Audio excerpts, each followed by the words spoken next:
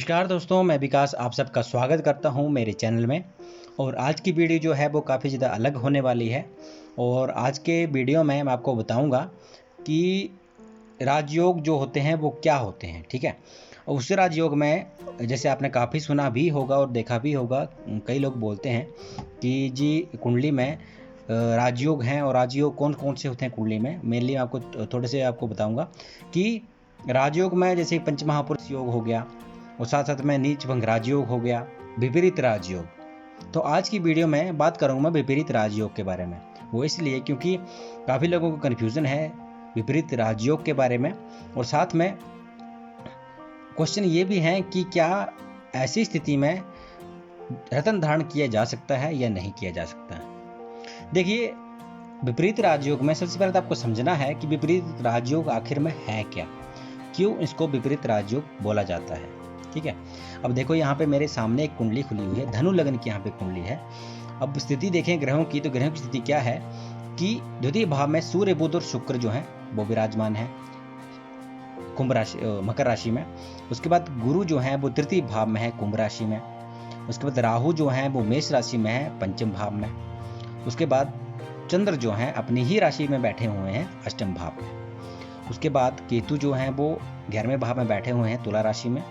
और मंगल जो है अपनी ही राशि में बैठे हुए हैं शनि के साथ 12वें भाव में। देखो, काफ़ी जो जिनको नॉलेज है, तो जितनी भी नॉलेज उनको है कुंडली के बारे में, उनको बेसिक क्या है कि विपरीत राजयोग कैसे निर्माण होता है। तो विपरीत राजयोग बोला जाता है कि जब आपके त्रिक भाव का स्वामी जो है त्रिक भाव में ही किसी एक में बैठा हो, ठीक है। अब देखो यहाँ पे जैसे कि षष्ठम भाव, अष्टम भाव और द्वादश भाव, ये जो हैं वो त्रिक भाव बोले गए हैं। और छठे, 8वें और 12वें भाव का स्वामी अगर इन तीनों में से किसी में बैठा होगा तो विपरीत राजयोग वो बनाएगा, ठीक है। अब देखो, यहाँ पे चंद्र जो है वो अपने ही राशि में बैठे हुए हैं अष्टम भाव में। मंगल यहाँ पे अपनी ही राशि में वृश्चिक राशि में बैठे हुए हैं 12वें भाव में। तो ऐसी स्थिति में क्या विपरीत राजयोग बना, और बना तो क्या मैं इसका जो रत्न है वो धारण कर सकता हूँ। तो देखिए, विपरीत राजयोग में स्थिति क्या है। देखिए, सबसे पहले तो आपको ये समझना पड़ेगा कि विपरीत राजयोग आखिर में काम करता कैसे है। तो देखिए, कुंडली में विपरीत राजयोग क्या है। देखिए, त्रिक भाव, त्रिक भावों का स्वामी आपको ये समझना है कि त्रिक भाव का स्वामी, मान लो चंद्र, मंगल यहाँ पे हैं। और यहाँ पे देखो, यहाँ पे 2 नंबर राशि लिखी हुई है वृष राशि, और वृष राशि का स्वामी वहाँ बैठा हुआ है आपका धन भाव में। तो देखो, सबसे पहले तो ये है कि विपरीत राजयोग में, या फिर सबसे पहले त्रिक भाव समझते हैं। त्रिक भाव के स्वामी जहां भी बैठेंगे वहां के फलों की वो कमी करेंगे, ठीक है। मान लो जैसे देखो, यहाँ पे वृष राशि है और वृष राशि षष्ठम भाव की में बैठी हुई है, तो वो है शुक्र की राशि। तो शुक्र कहाँ पे है आपके द्वितीय भाव में। तो क्या करेंगे, शुक्र जो है त्रिक भाव के स्वामी होने के कारण यहाँ पे क्या करेंगे, द्वितीय भाव के फलों में कमी करेंगे। तो द्वितीय भाव के फलों में कमी करेंगे तो क्या आएगा, यहाँ पे कुटुंब में कमी आएगी। कुटुंब के परिवार, आपका जो परिवार है उसमें जो है कमी आएगी, पैसों से रिलेटेड कमी आएगी, सेविंग में कमी आएगी, और आपकी वाणी में कमी करेगा। हालांकि बाकी सूर्य बुध भी यहाँ पे बैठे हुए हैं, पर मैं इनको नेग्लेक्ट कर रहा हूँ अभी सिर्फ आपको ये समझाने के लिए बोल रहा हूँ कि त्रिक भाव का स्वामी जहाँ बैठेगा अभी, क्योंकि यहाँ पे काफ़ी ज़्यादा और भी ग्रह हैं जो देखे जाते हैं, पर अभी आपको सिर्फ समझाने के लिए बता रहा हूँ कि आखिरकार जो विपरीत राजयोग काम कैसे करता है। तो देखो, त्रिक भाव का स्वामी द्वितीय भाव में बैठ गया, तो यहाँ पे क्या किया, वो यहाँ पे फलों की कमी की।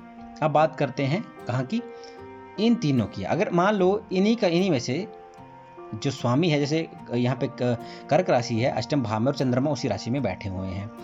मंगल है, मंगल जो है अपनी राशि में 12वें भाव में बैठे हुए हैं, ये भी त्रिक भाव ही हैं। तो देखो, अपने भाव में बैठना और त्रिक भाव हो के, त्रिक भाव का स्वामी होके किसी दूसरे त्रिक भाव में बैठना, ये काफ़ी ज़्यादा अलग चीज़ें हैं। सबसे पहले समझते हैं ये कि अगर मान लो चंद्रमा या मंगल अगर षष्ठम भाव में बैठे होते तब क्या होता, तो क्या होना था, क्योंकि त्रिक भाव का स्वामी कहाँ बैठा, षष्ठम भाव में। तो षष्ठम भाव में बैठा तो क्या करेगा वो, इस जो भाव है, ये जो भाव है, इस भाव के फलों में कमी करेगा। तो देखो, फलों में कमी क्या की कि यहाँ पे कि कौन सा, यहाँ पे षष्ठम भाव क्या फल देता है, रोग ऋण शत्रु, ठीक है।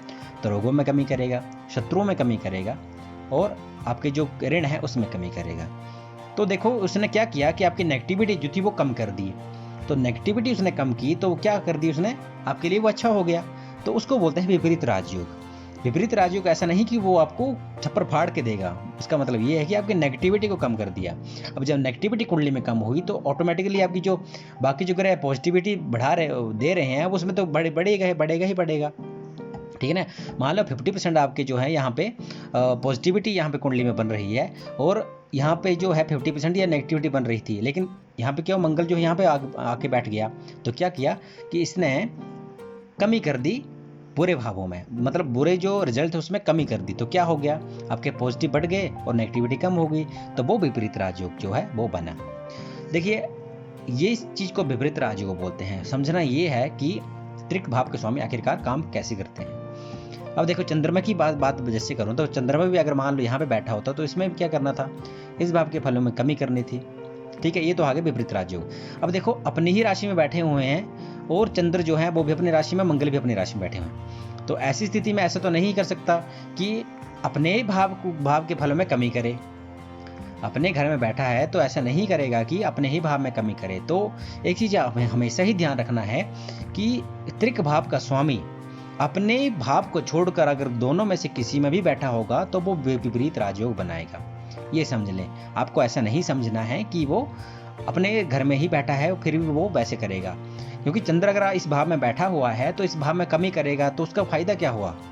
आपने पहले भी कोई चीज पढ़ी होगी या देखी होगी कि स्वग्रही जो है, जो जैसे चंद्रमा अपने ही घर में बैठा हो या मित्र घर में बैठा हो तो रिजल्ट कैसे देते हैं, तो वो चीज यहाँ पे भी अप्लाई होती है।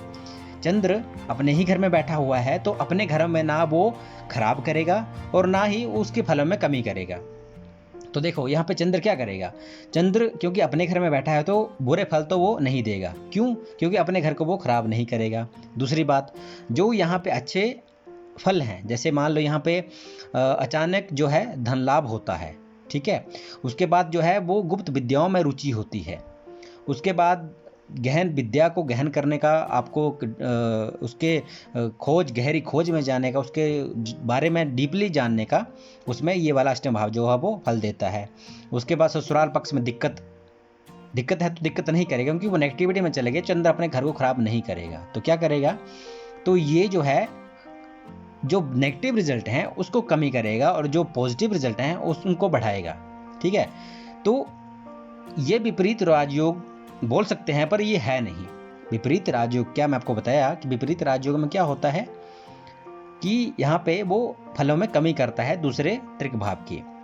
अब यहाँ पे ये भी राजयोग की तरह ही काम करेंगे क्योंकि यहाँ पे वो नेगेटिविटी उन्होंने कम कर दी और पॉजिटिविटी बढ़ा दी। चंद्र अपने ही घर में बैठा हुआ है अष्टम भाव, तो अष्टम भाव से जो पॉजिटिव रिजल्ट्स हैं वो उनको देगा, बढ़ाएगा, और जो नेगेटिव रिजल्ट हैं उनको कमी करेगा। तो ये चीज़ें यहाँ पे बनती हैं। वैसे ही मंगल की बात करूँ तो मंगल भी वैसे ही करेगा। मंगल यहाँ पे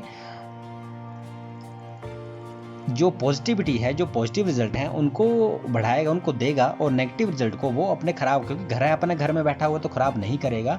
तो वो ये चीज़ें होती हैं।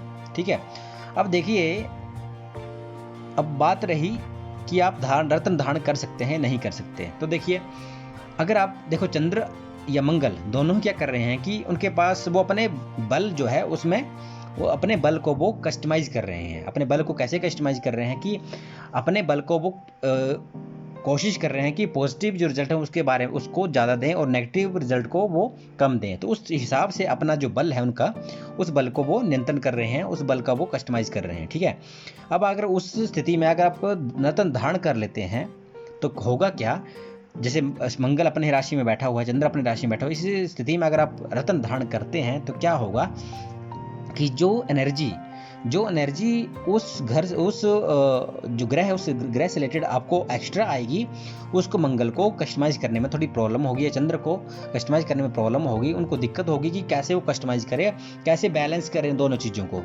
तो एक्स्ट्रा आप अगर एनर्जी देते हो तो उनको मुश्किल हो जाती। तो ऐसा क्या होता है कि वो फिर वो इक्वल कर देते हैं। जब ऐसी स्थिति में क्या होता है, इक्वलिटी आ जाती है उनके बल में, तो अभी वो आधे पॉजिटिव आधे नेगेटिव दोनों फल देने स्टार्ट कर देते हैं। तो ऐसी स्थिति में क्या होता है कि आपके पॉजिटिव रिजल्ट भी आते हैं और नेगेटिव रिजल्ट भी आते हैं। तो इसमें क्या होगा, आपको नुकसान भी होगा और फ़ायदा भी होगा। तो इसलिए नुकसान आपको ना हो, ठीक है, तो इसके लिए क्या करते हैं कि दीर्घ भाव के स्वामी के आप रत्न धारण नहीं करवाए जाते। तो ये चीज़ अब समझने वाली है कि क्यों विपरीत राजयोग में रत्न धारण नहीं किए जाते। अब देखिए, अगर मान लो मंगल यहाँ पे है, मंगल मान लो षष्ठम भाव में होता, राशि वही होती लेकिन यहाँ पे होता, तो क्या होता, अगर ऐसी स्थिति में आप रत्न धारण कर लेते तो क्या कर रहा था यहाँ पे, विपरीत राजयोग यहाँ पे क्या कर रहा था, इस की भाव में कमी कर रहा था।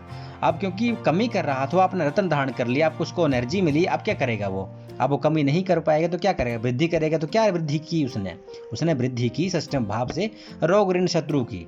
तो यहाँ पे इस वजह से इन चीज़ों के लिए रत्न धारण नहीं किए जाते, ठीक है। हाँ, बात अगर रत्न धारण करने की है तो अगर मान लो सूर्य के साथ मंगल होते या मंगल जो है अस्त होते, ये चंद्रमा अस्त होते, तो क्या होता, मंगल अस्त होते तो रत्न धारण किया जा सकता था। वो क्यों, क्योंकि इस भाव में, जिस भाव में वो अस्त हुए उस भाव में वो मृत हुए, ठीक है। तो ऐसी स्थिति में वो वहाँ पे वो रिजल्ट नहीं देंगे, लेकिन बाकी भावों में रिजल्ट देंगे। जैसे मान लो यहाँ पे जो आपका यहाँ पे पंचम भाव है, तो पंचम भाव में आप क्या कर सकते थे, यहाँ पे रिजल्ट दे सकते थे, वो यहाँ से रिलेटेड आपको रिजल्ट देने थे उसने, ठीक है। तो ऐसी स्थिति में जैसे रत्न धारण के लिए थोड़ी यहाँ पे दिक्कत आती है। तो ऐसी स्थिति में ऐसी स्थिति में रत्न धारण नहीं करवाए जाते। सूर्य के साथ बैठे हैं तो अस्त स्थिति में है, अस्त हैं तो इस भाव से रिजल्ट नहीं देंगे, लेकिन बाकी जो इनकी राशियां हैं उनके तो रिजल्ट देंगे वो, ठीक है। तो ऐसी स्थिति में ये चीज़ें होती हैं। तो हमेशा ही ध्यान रखें कि दीर्घ भाव को समझो पहले, उसके बाद विपरीत राशियों के बारे में जानो कि क्या विपरीत कैसे काम करता है, और साथ साथ में अगर अपनी ही राशि में बैठा हुआ है कोई ग्रह तो वो कैसे काम करेगा। तो ये यहाँ पे होता है। जैसे धनु लग्न की कुंडली है, मान लो देखो शनि जो है वो यहाँ पे बैठे हैं 12वें भाव में, ठीक है। तो शनि का 12वें भाव में बैठना, शत्रु राशि में बैठना, तो वो दिक्कत करता है, ठीक है। अगर मान लो जैसे अपनी ही राशि को देख रहा है तो वहाँ पे नहीं करेगा कुछ भी, क्योंकि अपने घर को वो खराब नहीं करेगा। शनि अपने ही घर पे दृष्टि डाले तो खराब नहीं करता, अपने मित्र घरों की दृष्टि डाले तो भी वहाँ पे वो इतना नेगेटिव रिजल्ट नहीं देता, वो कोशिश करता है कि कम से कम नेगेटिव हो। लेकिन अगर शत्रु राशि पर दृष्टि डाल रहा है तो दिक्कत करता है, ठीक है। तो ये कुछ चीज़ें थी जो आपको मैंने बताई, आई होप आपको समझ आई होंगी। अगर आपको फिर भी कोई डाउट है तो मुझे आप कमेंट बॉक्स पे मैसेज दे सकते हो, मैं आपको आपका डाउट जो है वो क्लियर करने की कोशिश करूँगा। पर ये जो टॉपिक था ये बताना भी ज़रूरी था, क्योंकि कुछ लोग हैं जो कोशिश कर रहे हैं, जानना चाहते हैं कि क्या कैसी जो ग्रह स्थिति काम करती है, तो इस बारे में आपको मैंने बताया। अगर आपको ऐसे ही कोई क्वेश्चन आपके मन में है तो आप मुझे बता सकते हैं, मैं इसके रिगार्डिंग आपकी जो वीडियो है वो आपको इसमें अपलोड करूँगा, ठीक है। तो ये था आज का विपरीत राजयोग के बारे में। अगर आपको लगता है कि कोई और भी वीडियो है बननी चाहिए किसी और जो टॉपिक पे है, तो आप मुझे कमेंट बॉक्स पे डाल सकते हो, मैं कोशिश करूँगा कि उस टॉपिक पे भी वीडियो बनाऊँ। तो आज के लिए इतना ही, धन्यवाद।